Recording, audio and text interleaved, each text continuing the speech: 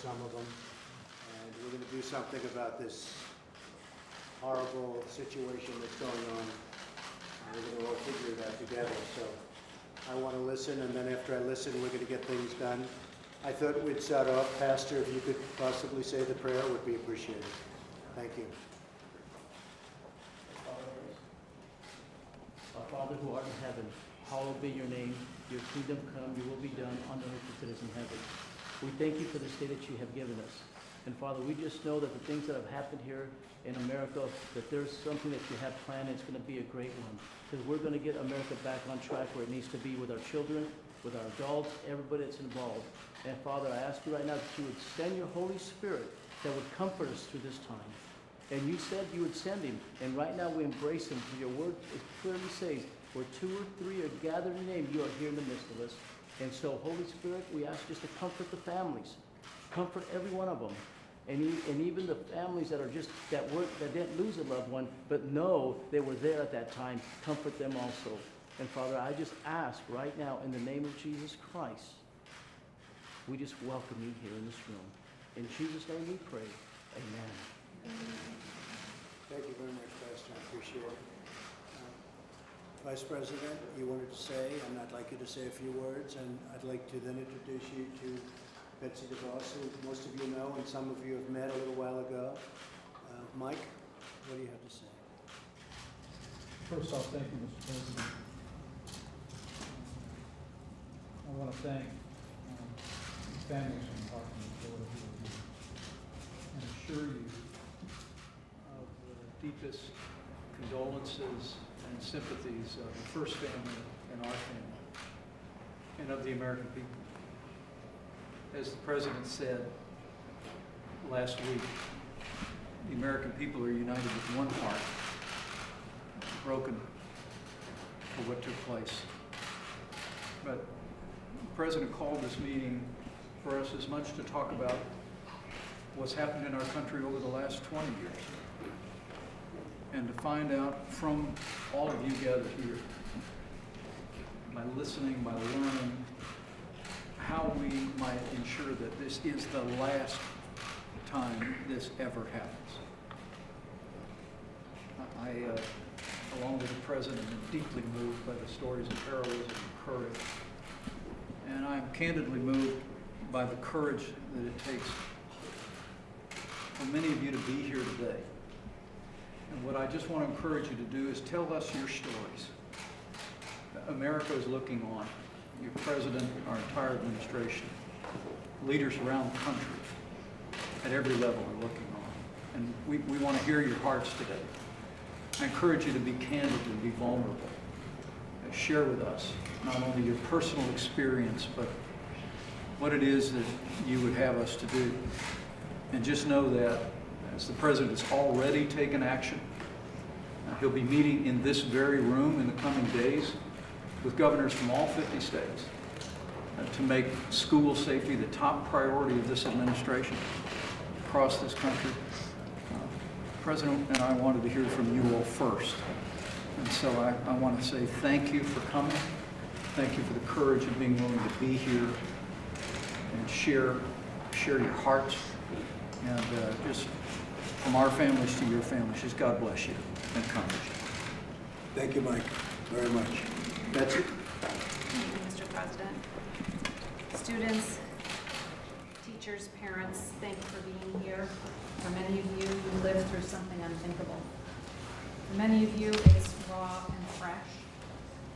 I admire your strength and bravery to come and share your experience with the President, the Vice President, and the world. No student, no parent, no teacher should ever have to endure what you all have. My heart is broken. What happened last week shocked us. It angers us, and it pains us. We are here to have an earnest conversation about why this tragedy and too many others before it happened and how we can work to find solutions. We're here to listen, to gain your important perspective on ways to reduce violence and to protect students. Our hope is that by talking and by listening, we can make something that was unthinkably bad something good. And your loss and your trauma must never be in vain. So thank you again for being here, and let's get started. Thank you very much, Betsy. I just want to say before we really begin, because I want to hear you, but we're going to be very strong on background checks. We're going to be doing very strong background checks, very strong emphasis on the mental health of somebody, and we are going to do plenty of other things. Again, next week the governors are coming in from most of the states, and we're going to have a very serious talk about what's going on with school safety. Very important. And we're going to cover every aspect of it. There are many ideas that I have. There are many ideas that other people have. And we're going to pick out the strongest ideas, the most important ideas, the ideas that are going to work, and we're going to get them done. It's not going to be talk like it has been in the past. It's been going on too long, too many instances, and we're going to get it done. So, again, I want to thank you all for being here. And I'd like to hear your story, and I'd also like to, if you have any suggestions for the future based on this horrible experience that you've gone through, I'd love to have those ideas. All right? How about I just start with you? All right. Well, thank you, Mr. President, for having me here. My name is Julia Cordover, and I'm from Stoneman Douglas High School, and I was there during the shooting, and I'm a survivor. And I want you guys all to emphasize the point that I survived. I was lucky enough to come home from school, unlike some of my other classmates and teachers. And it's very scary, and knowing that a lot of people did not have this opportunity to be here still is mind-blowing. And I feel like there is a lot to do, and I really appreciate you hosting me and what you were saying. I'm confident that you'll do the right thing, and I appreciate you looking at the bump stocks yesterday. That means it is definitely a step in the right direction, and I think we can all agree on that. There's definitely a lot more to go, but I am just grateful that I'm here, and we can try to work out something, maybe compromise on some solutions, so this never has to, no child, no person in this world will ever have to go something through so horrific and tragic, and my thoughts and prayers are out to everyone there, so thank you. Hello, my name is Jonathan Blank. I go to Stoneman Douglas, and I was actually in the second classroom that was shot at. In my mind, as a kid, nothing ever that horrible should ever have to happen to you, and you can't even think about it. Like, it doesn't even seem real still. Everything seems fake. I don't even know what's going on. It's just crazy. Everything happening. It's just so tragic. Thank you for everything.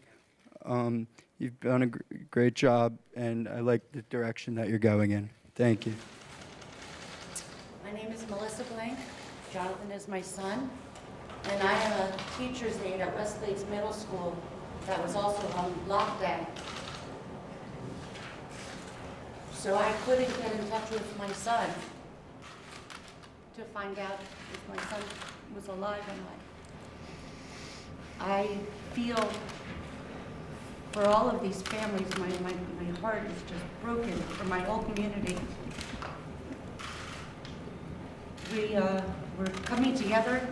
I feel for all the families who have lost, and I feel for the ones that are here because we now have almost a guilt like I have.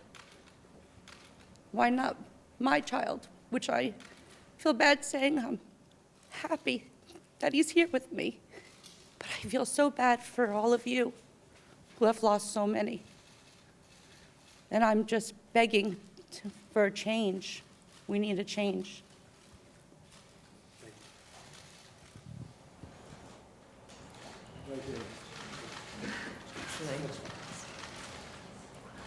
Do you mind, may I pass the microphone back to my daughter? Because I think she has some nice solutions, and if that's okay with you?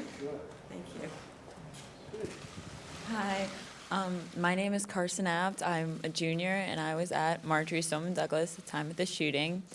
And I know that there are a lot of different solutions that we can go through to help eradicate this issue, but one that stuck out to me was about all the drills and protocols that my teachers had to go through. They knew what to do once the code red for an active shooter was announced, but through research I found that only 32 states require drills. But of those 32 states, more than half of the counties do not go through the drills because they want to spend their resources towards something else. And I know that a bill was also passed that declared that each school has to go through one drill each month. But I know that my school, we go through fire drills every month, and we have not had our lockdown drill yet this year. And I think a change that will increase all the trainings and protocols, so if God forbid another shooting does happen, at least all the teachers will be prepared and can hopefully keep their students calm. That's great. Thank you very much. Thank you. Please.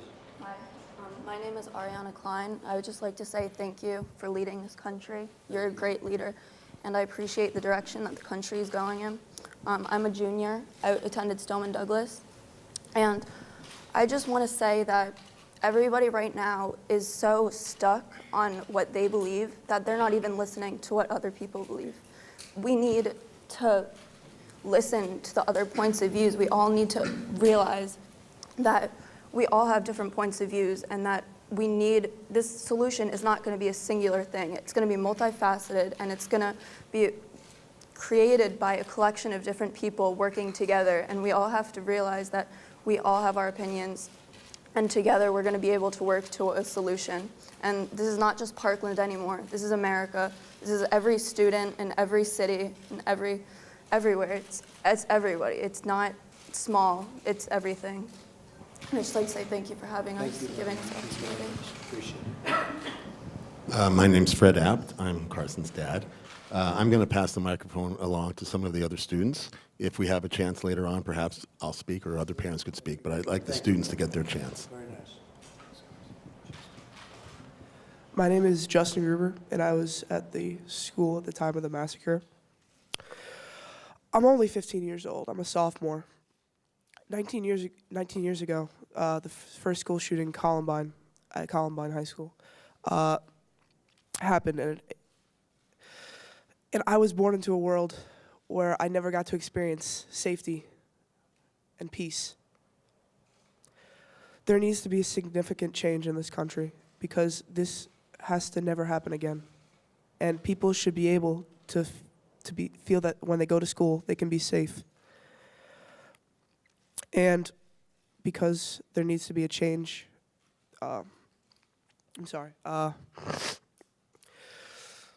people need to feel safe, and parents shouldn't have to go through the idea of losing their child. As I know, for my dad, he was panicking, and he couldn't imagine it. So that shouldn't even be a possibility. That should go through a parent's mind, and there needs to be some change. Thank you.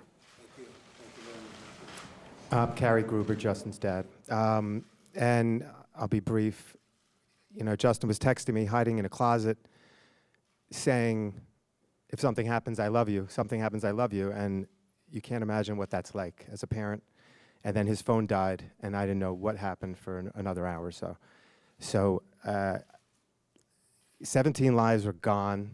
I was lucky enough to get my son home, but 17 families. It's not left and right. It's not political. It's a human issue. People are dying, and we have to stop this. We have to stop. If he's not old enough to buy a drink, to go and buy a beer, he should not be able to buy a gun at 18 years old. I mean, that's just common sense. We have to do common sense. Please, Mr. Trump, these are things we have to do. In Israel, you have to be 27 years old to have a gun. You're only allowed one. They tax the guns. You have to go through significant training. We got to do something about this. We cannot have our children die. This is just heartbreaking. Please. Thank you. Hi, my name is Shannon Morris. I'm a local administrator for a school in DC, and I really want to continue the conversation for our students. Hi, my name is Vielka Marcus, and I'm also a local educator here in Washington, D.C. For Friendship Public Charter Schools. So I will allow our students that are here to voice their opinions as well as give some of their ideas to do that at this time. And my condolences and my heart truly go out to not just the families that have lost children in this horrific incident that has occurred, but also to our families here in the District of Columbia that experience gun violence outside of our schools that directly impact our schools because they are our students. Hello, my name is Alea Barnett, and I go to the Friendship Technology Preparatory Academy in the heart of Southeast DC. My condolences to every family here that experienced the shooting and all the students that experienced that. And I'm here on behalf of my school and all of the friendship schools in DC to be able to prevent those kind of things happening at our school, because in Southeast DC, we do encounter a lot of violence and things most of the time at night, but a lot of the times it's in like the daytime too. So our schools, we do take preventative measures and everything to stop that. Like we check bags at the door and everything, and it does make us, at first we're like, no, we don't want to do this, but then we realize it's for our safety. But we wanted to make sure that it continues and that nothing can ever slip up to for these things to happen, like in school, counseling for our students who are struggling with fear and bullying. Bullying triggers emotions that will make a student want to bring like a weapon to school to protect themselves or to get revenge for a person who that did something to them. So we just want to have a lot of preventative measures to be in the schools and also outside of school to make sure that nothing can happen to us while we're in school. Hello, Mr. President. Thank you for having us. I'm Christine Hunchofsky. I'm the mayor of the city of Parkland. Thank you. We have a great city. It's been one of the safest cities in America, and the fact that this happened in our city means it can happen anywhere. We are blessed that we are a very close-knit, family-oriented city, and our community is coming together. We lost 17 lives, but the ripple effects throughout the community are devastating. I have spent the last week going to funerals. Friends of mine lost their children. We have to, at some point, care enough and be strong enough to come up with solutions. And I hope we will. And if I might, I had 2 parents who lost children this past week text me some of their thoughts, if I might share them with you. Thank you. I spoke to Jennifer and Tony Montalto. They just had buried their daughter, Gina, yesterday. And their comments were, so Tony is an airline pilot, and he said he supports the Second Amendment, but he does not believe there is a need for assault rifles. He also said that the FBI, there were signs missed, and it reminded him of 9/11. So we do have to work on making sure that our protocols are in place so that people don't slip through the cracks, literally in this case. We also talked about the red flag laws. I think there's a little progress being made in Florida now on the red flag laws, which is when somebody shows signs of hurting themselves or someone else, you can take their gun away from them. Fred Guttenberg, the service for his daughter Jamie was last week on Friday, and he would like the administration to publicly acknowledge the role of guns. Now, these 2 parents talked about guns, and there are absolutely lots of areas where there's room for improvement. Lots of areas, from mental health, from teacher training, but also part of that is also the gun issue. So it's not that it's just those and not the gun, it's all of them. And in the debate world, in the high school debate world, the kids talk about when they bring up legislation, you want to have impacts. You're not bringing up legislation that doesn't have a positive impact. And what is the positive impact of having legislation that stops assault rifles, bans assault rifles? It could save a life. And that needs to be a priority in any case. And when we talk about rights, so we have the right for free speech. But if free speech in any way endangers someone, it gets restricted. And I think I appreciate that we're coming here to listen, and I appreciate that we're coming here to look at all different perspectives, because we need action and we need to be solution-oriented. Thank you. Thank you, Mark. Appreciate it.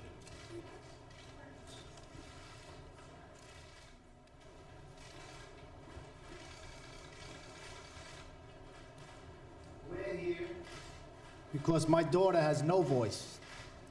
She was murdered last week, and she was taken from us. Shot 9 times on the 3rd floor. Now, we, as a country, failed our children. This shouldn't happen. We go to the airport. I can't get on a plane with a bottled water, but we leave it. Some animal could walk into a school and shoot our children. It's just not right, and we need to come together as a country and work on what's important, and that's protecting our children in the schools. That's the only thing that matters right now. Everyone has to come together and not think about different laws. We need to come together as a country, not different parties, and figure out how we protect the schools. It's simple. It's not difficult. We protect airports, we protect concerts, stadiums, embassies, the Department of Education that I walked in today that has a security guard in the elevator. How do you think that makes me feel? In the elevator, they got a security guard. I'm very angry that this happened, because it keeps happening. 9/11 happened once, and they fixed everything. How many schools, how many children have to get shot? It stops here with this administration and me. I'm not gonna sleep until it's fixed. And Mr. President, we're gonna fix it, because I'm gonna fix it. I'm not gonna rest. And look, my boys need to live with this. I want to see everyone. You guys look at this. Me, I'm a man, but to see your children go through this, buried their sister. So that's what I keep saying this, because I want it to sink in, not forget about this. We can't forget about it. All these school shootings, it doesn't make sense. Fix it. It should have been one school shooting, and we should have fixed it. And I'm pissed, because my daughter I'm not going to see again. She's not here. She's not here. She's in North Lauderdale at whatever it is, King David Cemetery. That's where I go to see my kid now. And it stops. We all work together and come up with the right idea, and it's school safety. It's not about gun laws right now. That's another fight, another battle. Let's fix the schools, and then you guys can battle it out whatever you want. But we need our children safe. Monday, tomorrow, whatever day it is, your kids are going to go to school. You think everyone's kids are safe? I didn't think it was going to happen to me. If I knew that, I would have been at the school every day if I knew it was that dangerous. It's enough. Let's get together, work with the president, and fix the schools. That's it. No other discussions. Security, whatever we have to do. Get the right people, the consultants. These are our commodities, man. I'm never going to see my kid again. I want you all to know that. Never, ever will I see my kid. That's how I want it to sink in. It's eternity. My beautiful daughter, I'm never going to see again. And it's simple. It's not, we could fix it. This is my son, Huck, who's have to deal with this too. You have something to say, son? I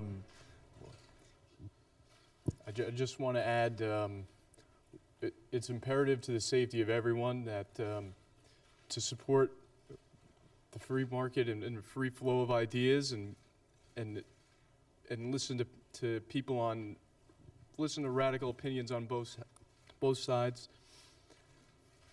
And that's how we'll find solutions. You let people battle it out in a free flow of ideas.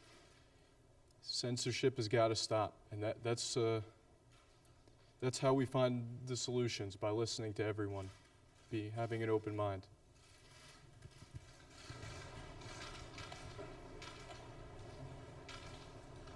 This is my son, Hunter. How are you? I'm Hunter Pollock, class of 15, Marjorie Stoneman Douglas. I walked the same hallways where Meadow got shot and all 16 other victims. First off, I want to thank Mr. President for having us. We had a very effective meeting before we walked in this room. Mr. Vice President as well, and Madam Secretary.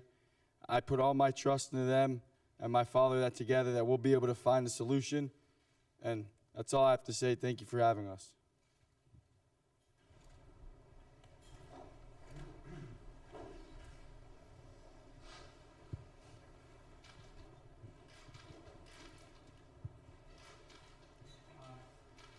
My name is Sam Zeif. I'm a student from Marjorie Stoneman Douglas in Parkland.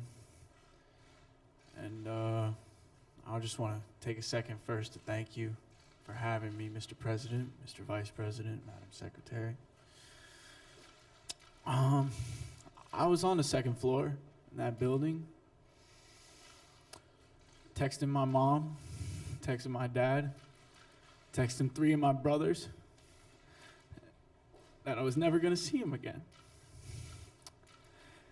And then it occurred to me that my 14-year-old brother was directly above me in that classroom where Scott Beagle was murdered. Scott Beagle got my brother into class. He was the last kid to get back into that class. And I'm sure a lot of you have read my texts on the internet with my brother. I didn't plan for them to go viral. I just wanted to share with the world, because no brothers or sisters or family members or anyone should ever have to share those texts with anyone. And that's why I'm here. I lost a best friend who's practically a brother. And I'm here to use my voice because I know he can't. And I know he's with me, cheering me on to be strong, but it's hard. And to feel like this, it doesn't even feel like a week. Time has stood still. To feel like this ever, I can't feel comfortable in my country knowing that people will have, ever gonna feel like this. And I wanna feel safe at school. You know, senior year and junior year, they were big years for me when I turned my academics around, started connecting with teachers, and I started actually enjoying school. And now, I don't know how I'm ever gonna step foot on that place again, or go to a public park after school, or be walking anywhere.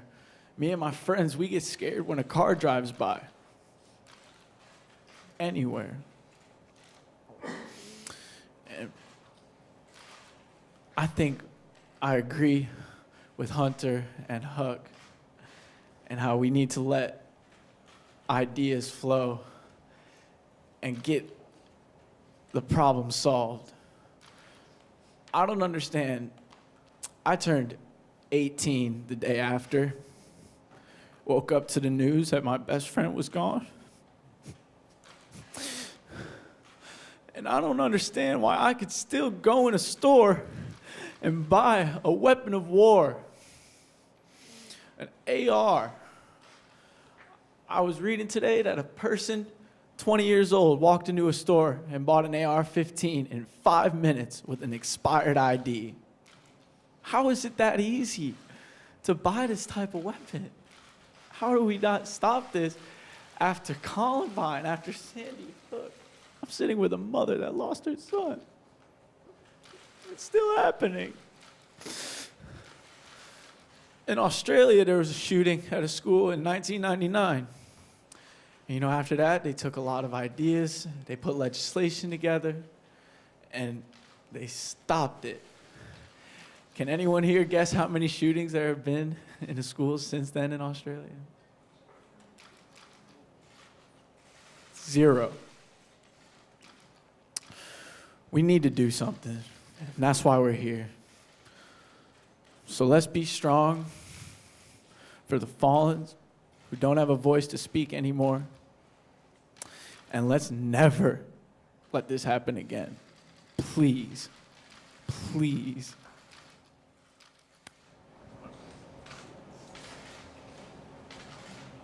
Mr. President, Mr. Vice President, Madam Secretary, my story is far too well known. I had 2 sons who were at Sandy Hook School. My eldest, who was 8 at the time, survived, and my 6-year-old son, Dylan, did not. And I have been working tirelessly on this issue for over 5 years now. The organization that I help lead, Sandy Hook Promise, is very focused on keeping kids safe at school because no parent should go through this. Every parent who sends their kid to school should know without any question in their mind that they're going to be coming home that day. This is not a difficult issue. You're absolutely right. There are solutions, and this administration has the ability to put them in place. And after Sandy Hook, they said we wouldn't let this happen again, and yet it has continued to happen for 5 years. How many more deaths can we take as a country? How many more teenagers and 6- and 7-year-olds can we allow to die? Don't let that happen anymore on your watch. There are things that you can do right now. Mental health, you mentioned earlier. Funding for that would be very much appreciated. The Stop School Violence Act, enabling prevention programs and reporting systems in schools across America. It's already passed through the House. It's in the Senate right now. Urge swift passage of that. That can get a lot of help to schools. I absolutely agree. Since Sandy Hook, there's been an increase in school safety and security. We've invested a lot in the bricks and mortar of our schools. We've invested a lot in the security of our schools. I think we also need to focus on prevention. How do we prevent these acts from happening? How can we help identify and get help for people who are at risk of hurting themselves or others before they pick up any weapon? That's what we need to focus on by preventing these acts, and you have the ability to do that. There's legislation available to you right now. There are free training programs, such as our Know the Signs programs, available across the states. Right now, you could mandate these sorts of programs. You could ensure that schools, students, and educators are trained how to recognize these signs and to know what to do when they see them, and then to ensure that those tips are followed through. This is not difficult. These deaths are preventable. And I implore you, consider your own children. You don't want to be me. No parent does. And you have the ability to make a difference and save lives today. Please don't waste this. Thank you.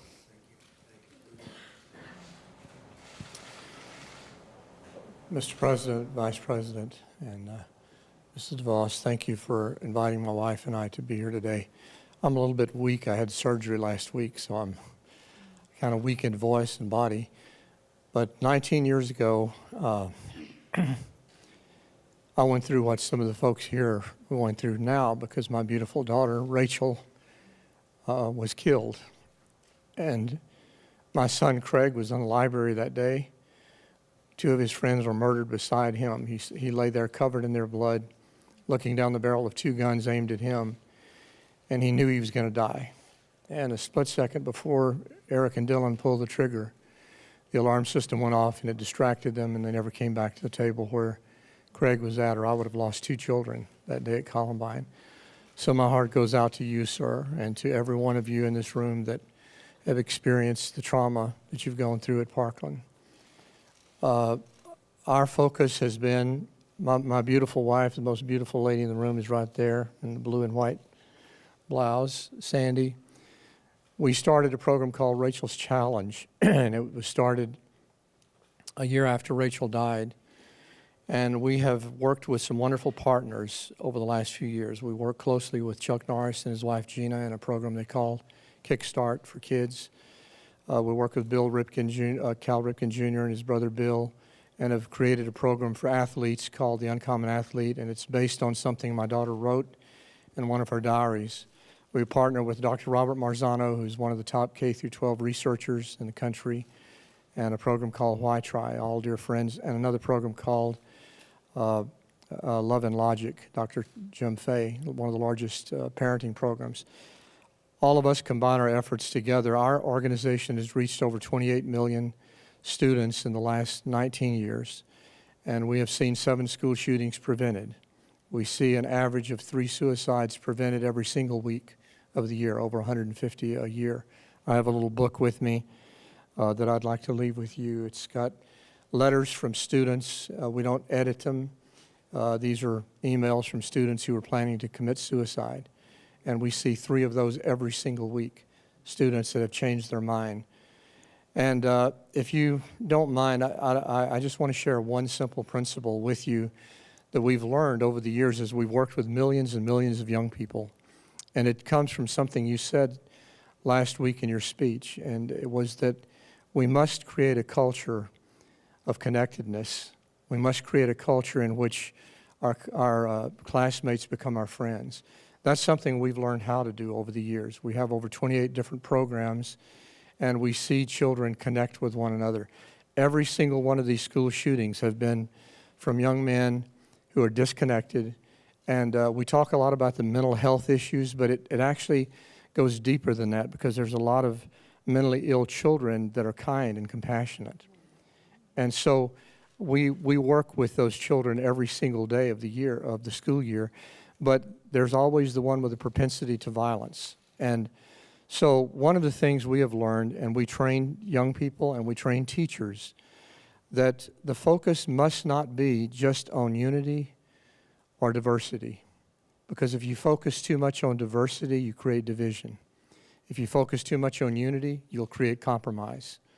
But if you focus on relatedness and how we can relate with one another, then you can celebrate the diversity and you can see the unity take place.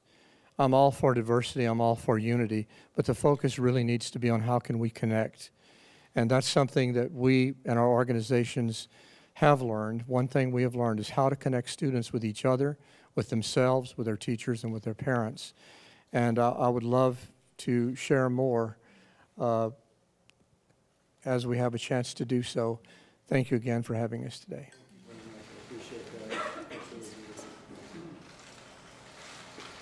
This is an incredible group of people, and we really do appreciate it. Some of the folks in the back and some of my friends sitting right back here, I'd like to have you say a few words. We can learn a lot from you. We want to learn everything we can learn, and we're going to go, starting about 2 minutes after this meeting, we're going to work. Because this is a long-term situation that we have to solve. We'll solve it together. And you've gone through extraordinary pain, and we don't want others to go through the kind of pain that you've gone through. Wouldn't be right. So would you like to say something, please?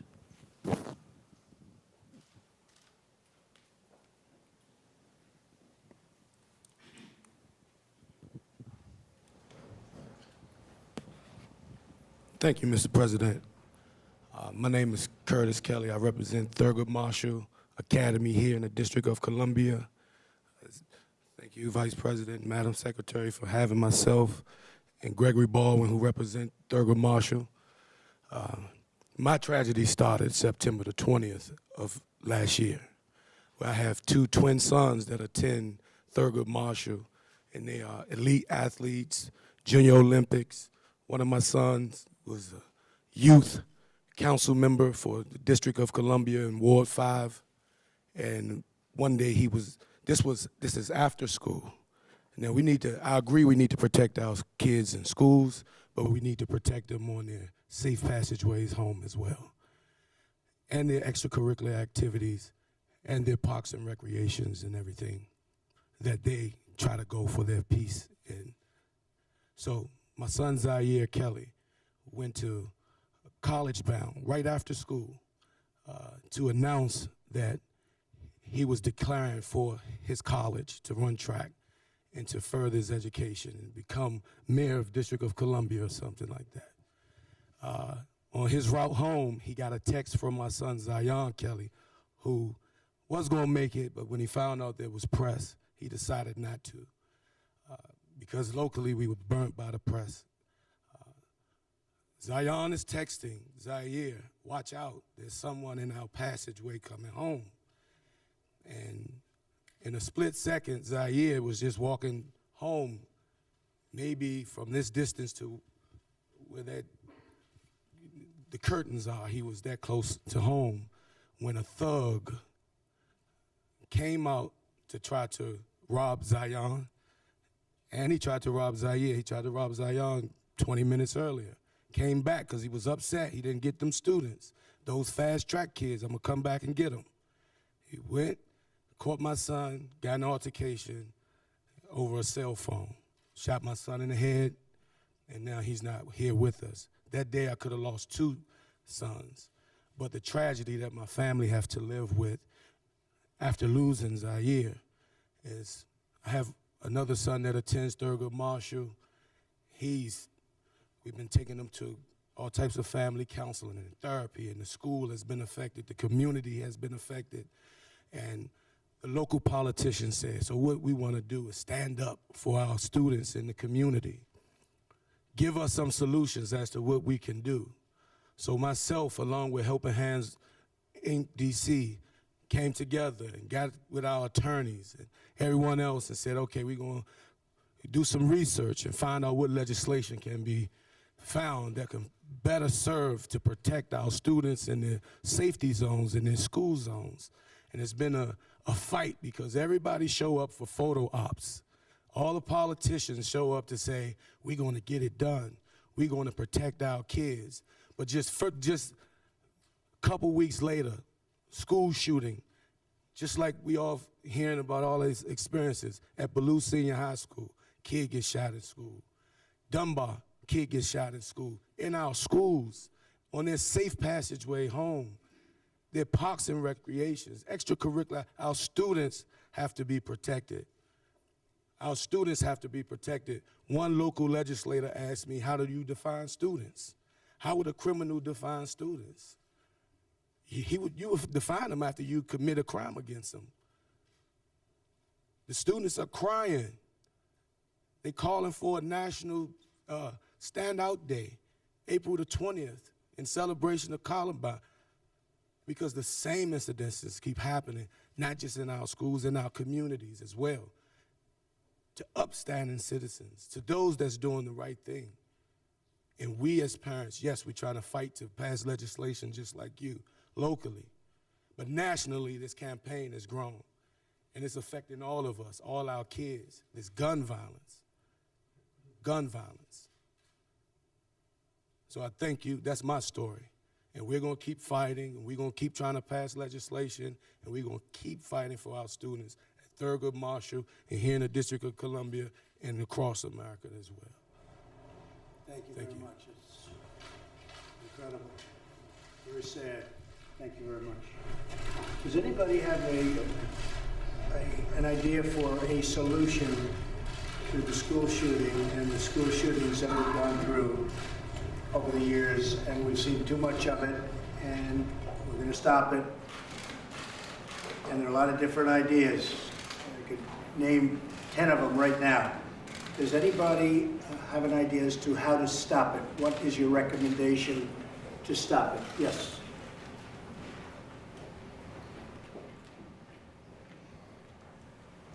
I don't know if I'm going to say something you haven't already heard.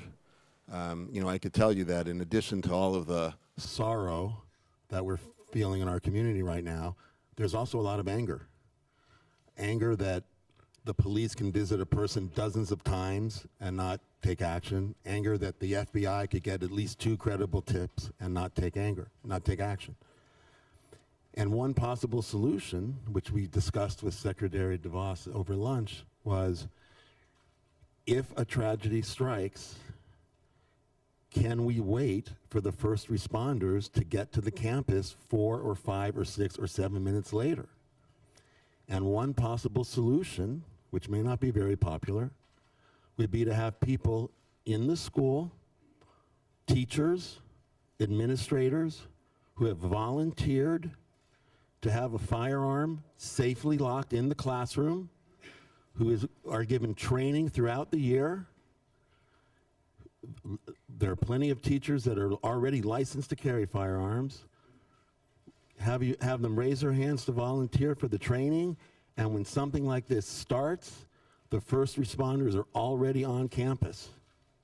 And if it's not the teachers, you could have people that work on the campus. A custodian could be an undercover policeman. Someone who works in the library or the lunchroom could be an undercover policeman. He serves lunch every day, but he also has a firearm at the ready. A guidance counselor.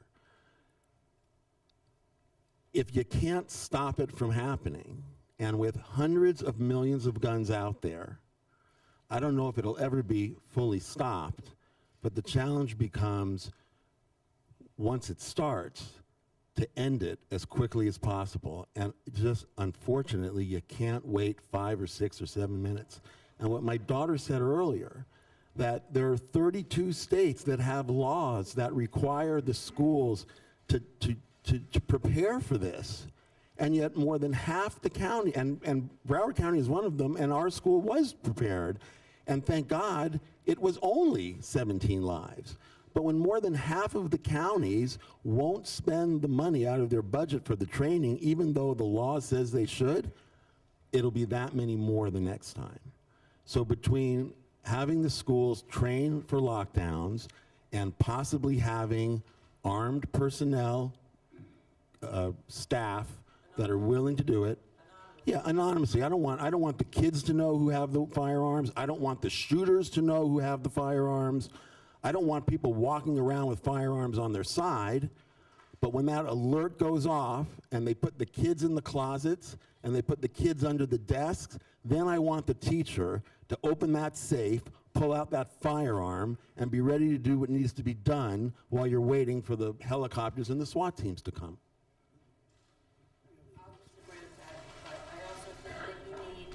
More deputies.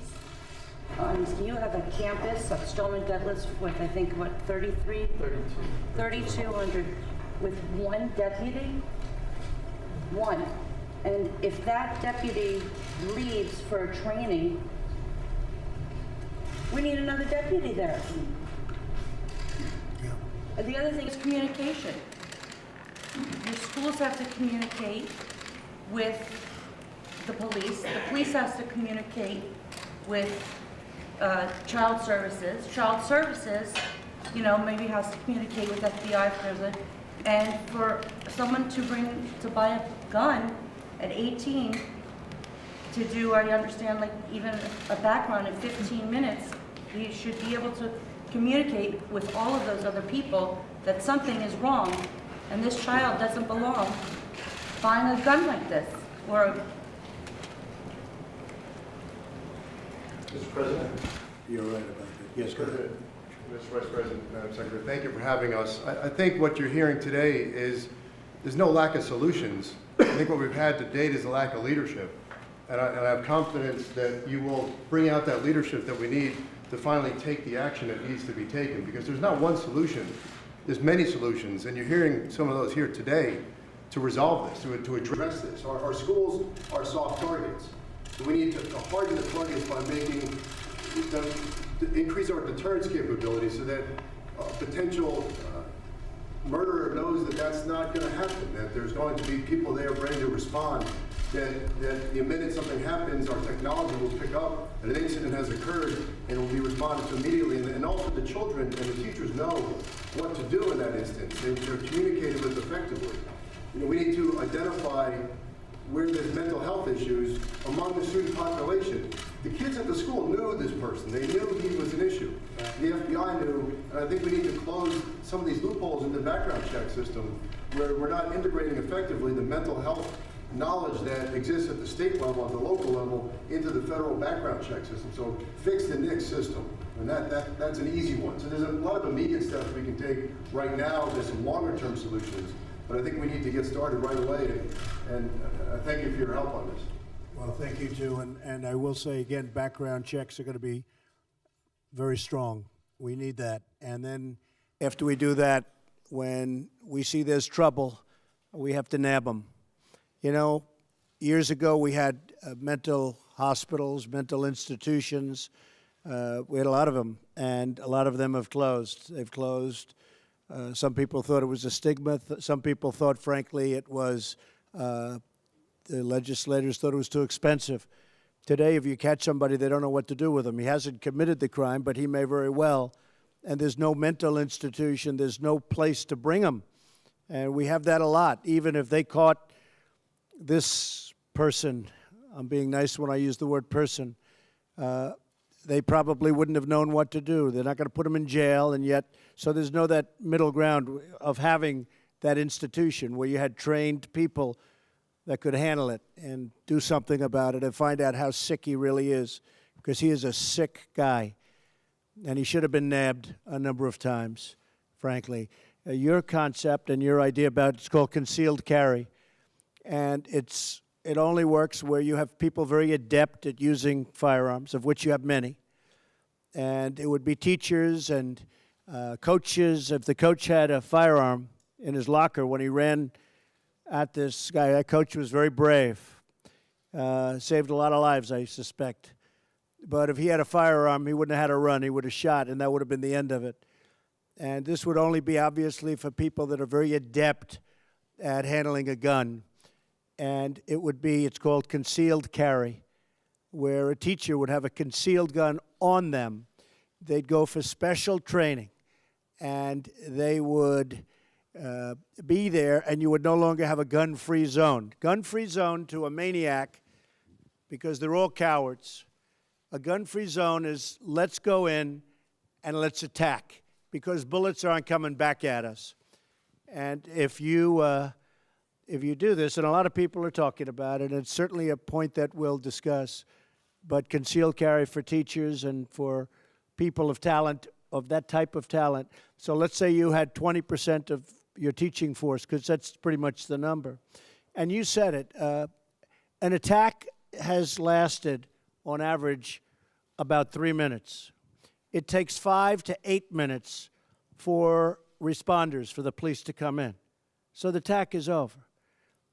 If you had a teacher who was adept at firearms, they could very well end the attack very quickly. And the good thing about a suggestion like that, and we're going to be looking at it very strongly, and I think a lot of people are going to be opposed to it. I think a lot of people are going to like it. But the good thing is that you'll have a lot of people with that. You know, you can't have 100 security guards in Stoneman Douglas. That's a big school. It's a massive school with a lot of acreage to cover, a lot of floor area. And so that would be certainly a situation that is being discussed a lot by a lot of people. You'd have a lot of people that'd be armed, that'd be ready. They're professionals. They may be Marines that left the Marines, left the Army, left the Air Force, and they're very adept at doing that. You'd have a lot of them, and they'd be spread evenly throughout the school. So the other thing, I really believe that if these cowards knew that the school was, you know, well guarded from the standpoint of having pretty much professionals with great training, I think they wouldn't go into the school to start off with. I think it could very well solve your problem. So we'll be doing the background checks. We'll be doing a lot of different things, but we'll certainly be looking at ideas like that. You know, a lot of people don't understand that airline pilots now, a lot of them carry guns. And I have to say that things have changed a lot. People aren't attacking the way they would routinely attack, and maybe you have the same situation in schools. So does anybody like that idea here? Does anybody like it? Right? Yes? for Meadow, your beautiful Meadow. We talked about that. And do people feel strongly against it? Anybody? Anybody?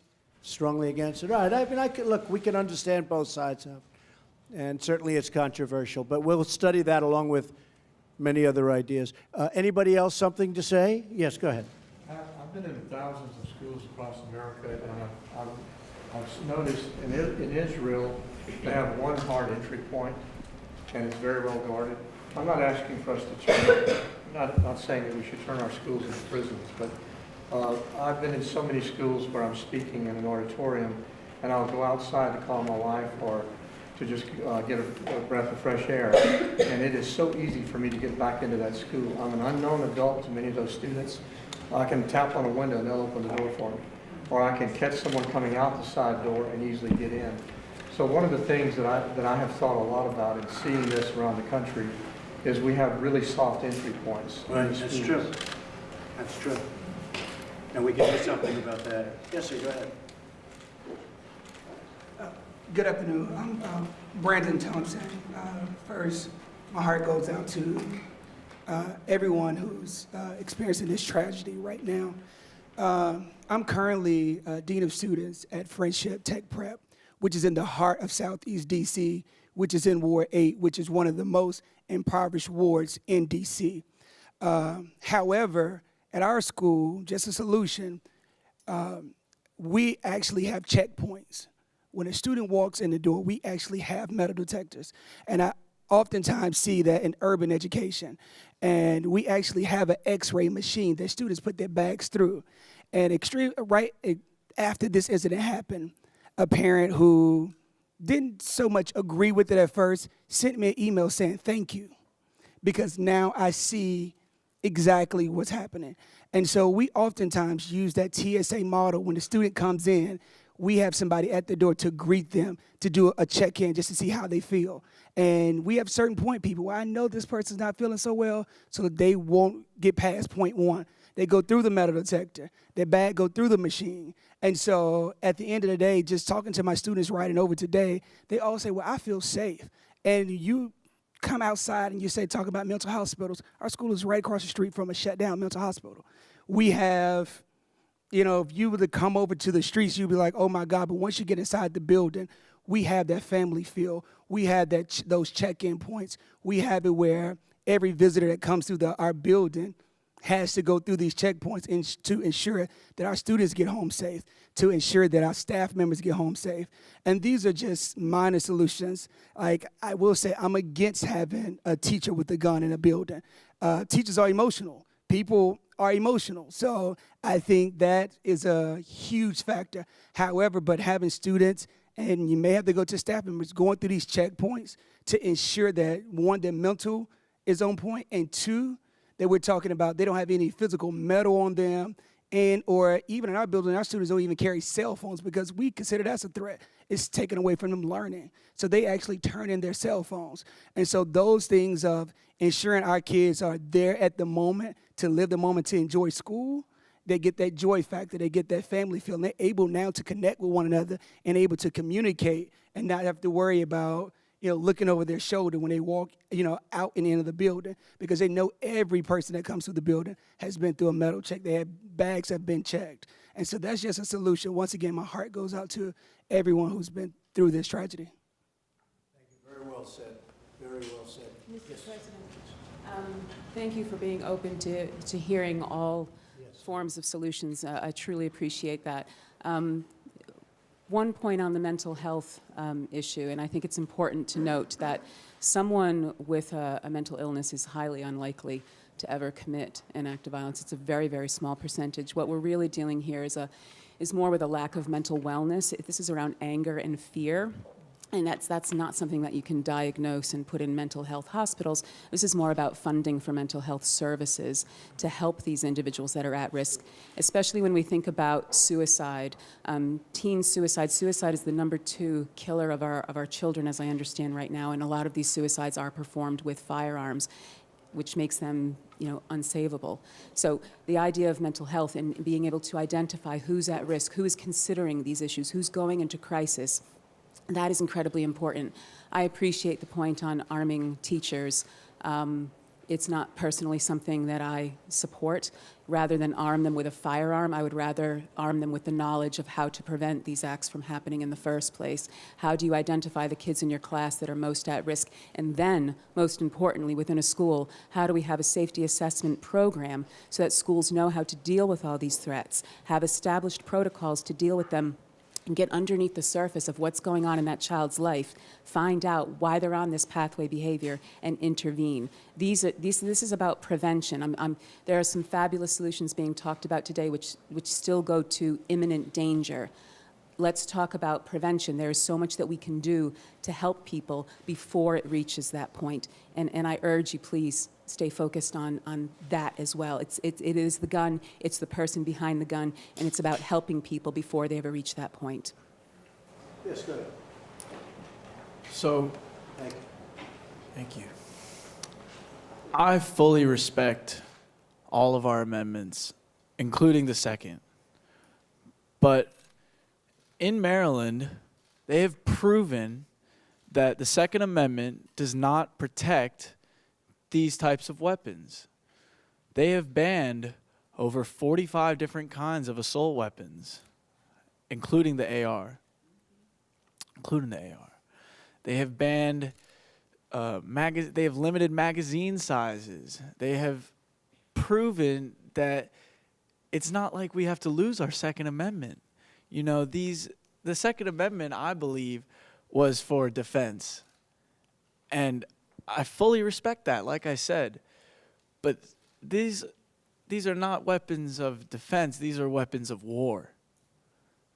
And I still can't fathom that I myself am able to purchase one. Anyone? I would like to talk, Mr. President. I couldn't agree.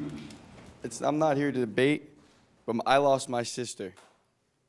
And like Mr. President said, if you could find 20% of maybe retired law enforcement officers or teachers who could go through discrete training to carry a firearm on this waist, it could have been a very different situation. Like he said, law enforcement takes them 7 minutes, 8 minutes to get there. If a teacher or a security guard has a concealed license and a firearm on their waist, they're able to easily stop the situation. Or the bad guy, I'll put it that way, would not even go near the school knowing that someone can fight back against him. Also, I believe that is insanity that they would even open the gates up 20 minutes before school ends. They're supposed to protect us and the children. So in the future, we need more security. We need more firearms on campus. We need better background checks. And we need to study more on mental health. And I want to thank everyone for their condolences, and that's my only argument. Thank you. Thank you. Thank you. Yes, go ahead. Well, thank you, Mr. President, Mr. Vice President, Madam Secretary, for having us here. My deepest condolences to those who have lost family and friends. My name is Curtis Lawrence. I'm the principal at Friendship Collegiate Academy. And like Mr. Brandon had said, we have security, and we also have MPD on staff that we hired to make sure that things aren't coming into our school. And also this immediately in the mornings and during dismissal, immediately around the school to protect our kids as they leave. But last month we did suffer a loss. One of our 9th graders was gunned down, walking distance from the school. And so when we talk about safe passage, I think in looking at what's happening with gun violence with our scholars and with our students, I'm saying taking a double approach, right? You have to protect kids that are in schools. All right, so as a president, you have different laws in different states. And so definitely where they don't have the necessary security as we may have getting in, then we have to think of what are those solutions for the kids in Florida that are going to those schools with that to make sure that they're safe in school. And then places like here in DC, what are those solutions to make sure kids are able to get home and to school safely? So I think it's a two-pronged approach, and I know you're in a specific position to, as you meet with the governors and they have their different laws and coming from these different perspectives, to make them own that two-pronged approach to protect them in school and protect them as well out of school going back and forth. Thank you so much, and thank you, Vice President and Madam Secretary, for convening this and for allowing us all the opportunity to speak about this very serious problem. And my heart absolutely breaks for the families of Parkland. I have a sense of what you are going through now. I've been going through it for 5 years. This is my son, Daniel. He was 7 years old when he was shot to death in his first grade classroom in Sandy Hook Elementary School, just a little over 5 years ago. My wife, Jackie, could not be here today because she's a school teacher, and she takes that job seriously and sent me as the ambassador. Jackie is a career educator, and she will tell you she has spent over a decade in the Bronx. And she will tell you that school teachers have more than enough responsibilities right now than to have the awesome responsibility of lethal force to take a life. Thank you. Nobody wants to see a shootout in a school, and a deranged sociopath on his way to commit an act of murder in a school with the outcome, knowing the outcome is going to be suicide, is not going to care if there's somebody there with a gun. That's their plan anyway. I am going to build on what my friend and colleague, Nicole Hockley, said. We tried this legislative approach. I've been in this building before, many times, wringing our hands, pleading with legislators, what can we do? Until we finally said, we have to go home and do this ourselves. And we built something. Sandy Hook Promise has built something that works. We train students, and we train teachers, and we train educators with the tools how to recognize these people, and with the tools of how to intervene, and with the tools to get them to the help that they need before they pick up a gun or any other weapon and commit a horrible tragedy. It works. We don't charge for it. We're not asking for money. We've already stopped school shootings. We've already prevented suicides. We've already captured other social issues like bullying and cutting. We know that it works. We have a solution right here. We're asking for you to please help. We need to do this nationally, now. Thank you. Mr. President, I'd like to take the opportunity to thank you and the Vice President, and to thank everyone here for joining us today, for telling your stories, for sharing your perspectives, and please know that this is the beginning of a long conversation. We are committed to seeing a solution to this very, very tragic and horrible situation, and so know that our hearts will continue to be with all of the families affected here. And thank you again for being with us today. Thank you, Betsy, and thank you, Mike, and thank you, everybody, for being with us. We're going to work very hard. It's very difficult, it's very complex, but we're going to find a solution. We have been looking at this issue for a long time, too long as far as I'm concerned, and you'll be back, but you'll be back in a much more positive light. We will get there. If you have any suggestions, if you have any feelings as to what we should do, because there are many different ideas. Some, I guess, are good, some aren't good, some are very stringent, as you understand, and a lot of people think they work, and some are less so. But in addition to everything else, in addition to what we're going to do about background checks, we're going to go very strong into age. It's age of purchase, and we're also going to go very strong into the mental health aspect of what's going on, because here was a case where it cried out. This person was sick, very sick, and people knew he was very sick. And I know law enforcement's also, I think, really learned a lot from this event. We're also going to look at the institutions. We're going to look at what you do when you find somebody like this, because again, right now we're not equipped like we were many years ago. So we're going to look at that whole aspect of what's going on. I want to thank everybody. I know you've been through a lot. Most of you have been through a lot more than you ever thought possible, more than you ever thought humanly possible. And all I can say is that we're fighting hard for you, and we will not stop. We will not stop. We're going to get there, and I just grieve for you. I feel so, it's just, to me, it could be nothing worse than what you've gone through. Again, thank you for your ideas. Thank you for your thoughts. Thank you for pouring out your hearts, because the world is watching, and we're going to come up with a solution. God bless you all. Thank you.